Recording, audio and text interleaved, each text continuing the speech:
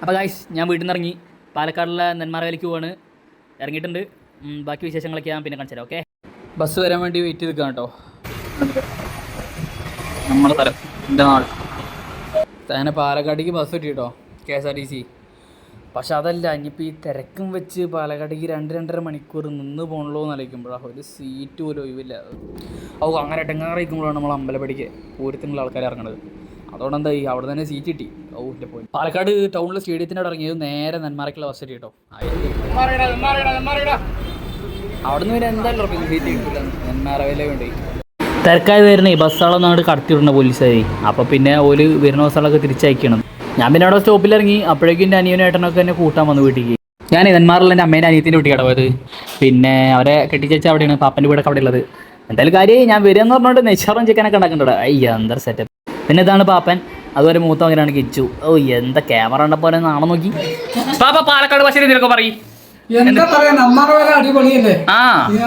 എല്ലാരും വന്നോളിട്ടോളി, വന്നിട്ടോളി.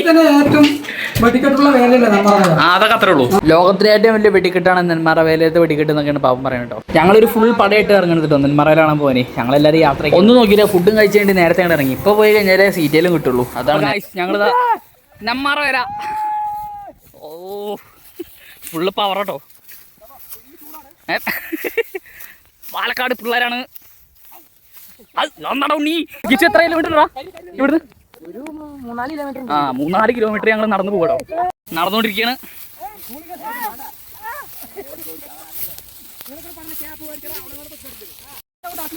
എല്ലാവർക്കും പോലെ തന്നെ സ്വന്തം നാട്ടിലൊരു പരിപാടി ഉണ്ടാകുമ്പോഴുള്ള സന്തോഷ പ്രകടനങ്ങളൊക്കെ.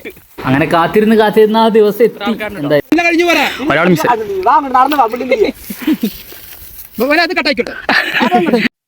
എന്താണ് അതുല്? നട്ടുച്ച വെയിലത്ത് ആ പാടത്തു കൂടെ എല്ലാം ഒരു ഇതിനാണ് വേണ്ടി ആലോചിക്കുമ്പോഴൊരു സമാധാനം. ചൈനമാരെ പൊന്നേരെ ചൂടട്ടോ. ആണോ സൈഡിക്കിന്ന് പുള്ളി എന്നിട്ട് ഞങ്ങളെ ഗൈഡ് എല്ലാവരെയും പിടിച്ചിരുത്തി. ഭയങ്കര പക്ക ആക്റ്റീവ് എന്നിട്ട് ആള് ഭയങ്കര വൈബ് കിർമാണിച്ചങ്ങായി. കണ്ടോ പോലീസുകാർ വണ്ടികളെ തടഞ്ഞെടുത്ത് നോക്കി. ഒരു സമയം കഴിഞ്ഞാൽ പിന്നെ ഇതിൻ്റെ അപ്പുറത്തേക്കൊന്നും വണ്ടികളെ കടത്തി വിടില്ല. ചൂടെന്ന് പറഞ്ഞ കണ്ണൊക്കെ പൊളിയാൻ ചൂടിച്ചു ഇനല്ലേ പൊള്ളി ചൂട് അതുപോലെ നടക്കുന്നുണ്ടോ. ഇപ്പോൾ ഇവിടുന്ന് ഒരു 1.5 കിലോമീറ്റർ കൂടി ഉണ്ടോ.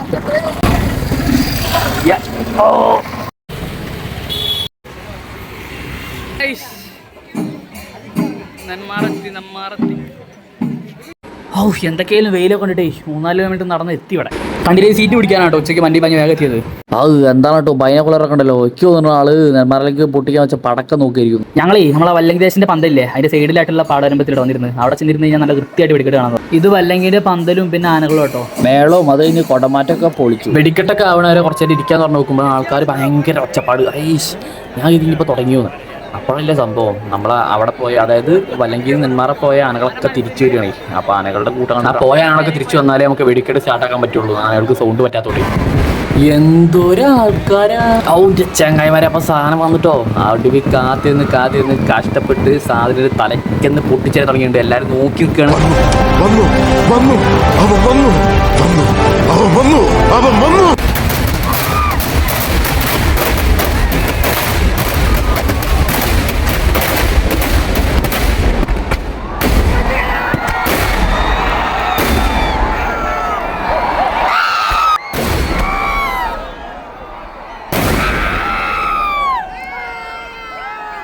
അങ്ങനെ ഫസ്റ്റ് തോട്ട കഴിഞ്ഞിട്ടോ. ഇതൊക്കെ ജസ്റ്റ് ഒരു സാമ്പിളാണ്. മെയിൻ സാധനം പെർഫെക്റ്റായിട്ടാണ് അവർ പറയണത്. ഓൻ്റെ മോനെ എന്താ ജനം നോക്കി പിടിക്കിട്ട് കഴിഞ്ഞിട്ട് പോകുന്ന ആൾക്കാരെ പറ്റി അത് നോക്കി.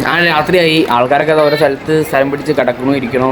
അവിടെ നിന്ന് ബോറടിച്ചപ്പോൾ ഞാൻ പിന്നെ നെന്മാറ കണ്ട് പോയിട്ടോ. പോകുന്ന വഴിക്കാണ് ഈ ഒരു സാധനം കണ്ടത്. കിട്ടുണ്ണിന്ന് പേരുണ്ട് നോക്കി വാങ്ങിയോ. നല്ല ടീം. അതായത് ആ പേര് പോലെ തന്നെ പറയുന്ന സാധനം 10 രൂപ കൊണ്ട് കൊടുത്താൽ മതി. 10 രൂപയ്ക്ക് നല്ല ഐസ്ക്രീം സിപ്പ്. ഞാൻ പോയെന്നപ്പോൾ നമ്മുടെ ടീം ഭയങ്കര ഉറക്കട്ടോ. കഷ്ടപ്പെട്ട് ഉറങ്ങുന്ന നോക്കി ഒറ്റ എല്ലാവരും ഇതുപോലെ പാടത്ത് കഷ്ടപ്പെട്ട് ഉറങ്ങുന്ന ഒരേ ഒരു സംഭവത്തിന് വേണ്ടിയിട്ട് പുലർച്ചെയുള്ള വെടിക്കെട്ട്.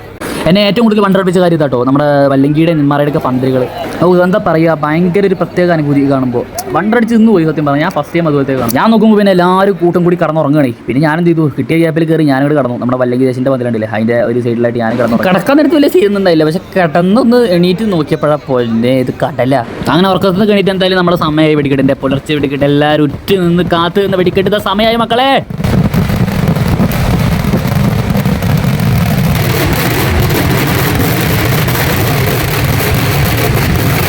എനിക്ക് തിരുവനന്തപുരത്ത് വന്നിട്ട് കൂട്ടുകാരൻ കേട്ടോ. ഓനാണെങ്കിൽ വന്നിട്ട് കാണാൻ പറ്റാത്ത വിഷമത്തിൽ, അതായത് വെടിക്കെട്ടും പകുതി കുറച്ച് കണ്ടുള്ളൂ. പിന്നെ ഞാനാണെങ്കിൽ ആ തിരക്കിൻ്റെ ഇടയിൽ തപ്പി പിടിച്ച് എങ്ങനെയൊക്കെയോ കണ്ടെത്തിയതൊക്കെ.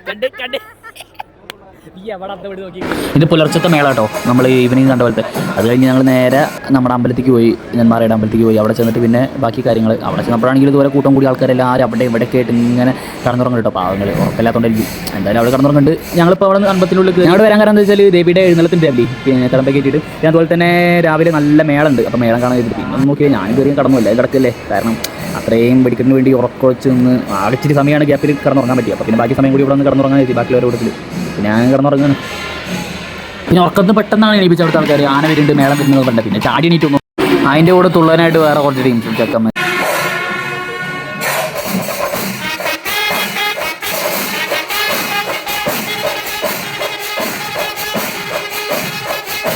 കുറേ നേരം ഞാൻ മേളയിൽ നിന്ന് കണ്ടിട്ടോ. പക്ഷേ എന്താ ചെയ്യുക, ഉറക്കം മുട്ടിയും കൊണ്ട് തലേസ് ഉറങ്ങാത്തോടി ഞാനവിടെ കിടന്നുറങ്ങി. മേള അവിടെ നടക്കുന്നുണ്ട്, ഞാനവിടെ കിടന്നു. അങ്ങനെ ഒക്കെ കഴിഞ്ഞ് ചോദിച്ചപ്പോൾ ആൾക്കാർ കുറേ മണ്ടി പാഞ്ഞ് ഇങ്ങോട്ടൊക്കെ ചെറിയ വിട്ടു നോക്കിയപ്പോൾ എന്താ ആനയുടെ യാത്ര. എന്തായാലും ആനയുടെ ചെയ്ത് ഞങ്ങൾ കുറേ ചാടി ഇറങ്ങി പുറത്തിറങ്ങി. ഇപ്പോൾ പാട്ട് ചെക്കൻ ബലൂൺ വാങ്ങുന്ന ബലൂണ് കുടവാളാക്കി ഇവിടെ മറ്റേ പരിപാടി എടുത്ത ഏത് നമ്മുടെ മറ്റേ വടിവാള്. ഐ എന്താ കോമരാണേ, പാലക്കാട് കോമരോട്ടോടി, നെന്മാറ കോമര.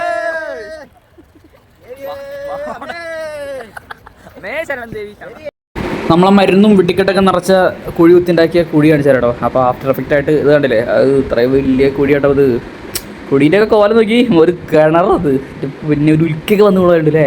ഇത്രയും പവറിൽ കുഴിച്ചിറക്കിയിട്ടാണ്, ഇത്രയും പണിയെടുത്തിട്ടാണ് ഇവിടെ സാധനം പൊട്ടിക്കണം വരുന്നത്. ഹാവുൻ്റെ മനെ എല്ലാം കഴിഞ്ഞ് ഞങ്ങൾ തിരിച്ച് ഓട്ടോയിൽ എത്തിയിട്ട് ഓട്ടോയിലാണ് തിരിച്ച് വന്നത്. പിന്നെ അതുപോലെ തന്നെ നാട്ടിൽ അവർക്ക് എല്ലാ കൊല്ലം മുടങ്ങാതെ കഴിക്കുന്ന പരിപാടിയുണ്ട്, നാരങ്ങ സോഡ സർബത്ത്. അപ്പോൾ അത് കുഴിച്ചുകൊണ്ടിരിക്കപ്പെട്ടപ്പോൾ കോമരത്തിൻ്റെ വടിവാളായിട്ട് പഠിപ്പിച്ചു. അതുപോലെ ഇപ്പോൾ വിസിലടിച്ച് പേടിപ്പിക്കുകയാണ് നായനെ. നമുക്ക് ഈ 2 കോമരങ്ങളുണ്ടേ, എന്താ ചെയ്യുക, അവിടെ അനുഗ്രഹം കൊടുക്കണം. നോക്കി ഇതാണ് ഇളയ കോമരം. അത് കഴിഞ്ഞിട്ട് അടുത്ത കണ്ടില്ലേ, അടുത്ത അനുഗ്രഹം കൊടുക്കുന്നതാണ് മൂത്ത കോമരം. ഔ വിളിച്ച പാട്ടിൻ്റെയൊക്കെ ഇത് എന്താ സെറ്റപ്പ്. ഇത് നോക്കടാ, തെങ്ങിൻ തോപ്പ് നമ്മുടെ ചിഹ്നം. ഒന്നും പോരാ തീരെ പോരല്ലേ. പിന്നെ നമ്മളെ പഴയ അതൊന്നും വരുന്നേ ഇല്ല. ഞാൻ വിചാരിച്ച ഇവര് 4500 കിലോന്റെ മരുന്നാണ് കൊടുത്തിരിക്കുന്നത്. എത്ര നേരം പോട്ടും 12 മിനിറ്റ് പോട്ടും 5 മിനിറ്റ് പോലും പൊട്ടുള്ളൂ. അതാണ് ലാസ്റ്റിന് ബൂക്കുക നിന്ന് ജനങ്ങൾ കുലുങ്ങും. നമുക്ക് ചെവി പോത്തേണ്ട ആവശ്യം വരുന്നില്ല. പ്രശ്നമുണ്ട്, ഒരു ആന്തലൊന്നും ഇല്ല. ഒരുപാട് ചൂടടിക്കുന്ന പിന്നെ ചൂടടിക്കും. നമ്മൾ അവിടെയാണ് തെങ്ങിൻ തോപ്പിന്റെ അവിടെയാണെങ്കിലും ഇവിടേക്ക് വക്കിണ്ടാവും. അതൊന്നും ഇല്ല പറയുമ്പോ കുറച്ചിരിക്കുകയാണ്. ആണി പറഞ്ഞു നമുക്ക് എന്റെ ആന അറിഞ്ഞു പോകും. പിന്നെ ആളൊന്നും ഇല്ലാത്ത കാരണം 3:30 കഴിയുമ്പോ എല്ലാ ആൾക്കാർ പൂജ പോകും. അവിടെ 2:30 എല്ലാം കഴിഞ്ഞു. ആൾക്കാരൊക്കെ വീട്ടിൽ പോകും. പടക്കം കാണാൻ വേണ്ടി മാത്രം. ഞാനെന്ന് പറയട്ടെ, ഇതിന് ഡേറ്റ് നോക്കാണ്ട് നല്ല നാളെ നോക്കി കഴിക്കണമെന്ന് നല്ലത്. എന്റെ അഭിപ്രായം അതാണ്. നോക്കിയപ്പോഴേ എന്താണെന്നറിയോ, ഈ ഡേറ്റിന് പറയുമ്പോഴേ പല ഇത് വരും, പല ദോഷവും ദൂഷവും ഒക്കെ വരും. അത് എന്നാ ദൈവത്തിന്റെ അനുഗ്രഹം കൊണ്ട് വലിയ ഇതിലാണ് അങ്ങനെ പോവുകയാണ്. അത് ഈ അമ്മയ്ക്ക് എന്തെങ്കിലും ആളോ എന്തെങ്കിലും ഉണ്ടോ ഈ കേസുകാർ നോക്കണേയില്ല. വീരൊന്നും അന്ന് വരാം, അതെന്തായാലും പോകില്ല, അന്ന് വരാം. അങ്ങനെ നോക്കിയിട്ട് കാര്യം. ഇപ്പൊ ആൾശ്ശേരിക്കാർ അവർ മീനമാസത്തിലെ പൂർണ്ണമുള്ള കഴിക്കും. ഇപ്പൊ എന്താണ് പുൻശ്ശേരിക്കാർ മീനമാസത്തിലെ പുണർന്ന നക്ഷത്രത്തിലെ കഴിക്കും. എല്ലാവരും ഓരോ നക്ഷത്രത്തിലെ കഴിക്കുന്നത്. ഈ അമ്മന്റെ നക്ഷത്രമുണ്ട്, അതിലാണ് കഴിക്കുന്നത്. അതേമാതിരി ഇവര് മാത്രം മീൻ വരുന്നത്. അതൊന്ന് എന്തായാലും പോയിട്ട് അന്ന് വേല ഒരു 10 വർഷമായ ശേഷം വേല പിന്നാക്കമാണ്.